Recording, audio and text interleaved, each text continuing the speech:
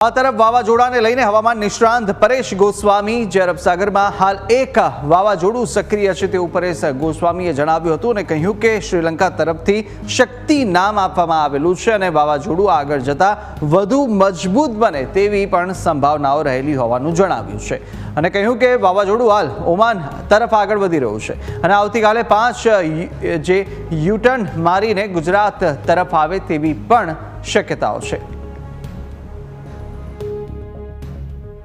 આ વાવાઝોડાને નામ આપવામાં આવ્યું છે શક્તિ। આ વાવાઝોડાનું નામ છે એ શ્રીલંકા દેશ તરફથી આપવામાં આવ્યું છે અને શક્તિ વાવાઝોડું છે અત્યારે હાલમાં સતત એ પશ્ચિમ દિશામાં ગતિ કરી રહ્યું છે, ઓમાન તરફ ગતિ કરી રહ્યું છે। આગળ જતા હજુ મજબૂત બની અને સિવિયર સાયક્લોન બને તેવી પણ શક્યતાઓ છે।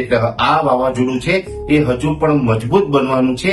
એ સતત પશ્ચિમ તરફ ગતિ કરશે અને ઓમાનથી થોડું દૂર રહેશે, પછી 5 ઓક્ટોબરના રોજ એ ફરીથી યુ ટર્ન લે તેવી શક્યતાઓ છે અને યુ ટર્ન લઈને ગુજરાત તરફની ફરીથી દિશા થશે, ગુજરાત તરફની દિશા થશે। પણ જ્યારે પણ એ સાયક્લોન છે એ યુ ટર્ન લેશે ત્યારે એ નબળું પડી જશે।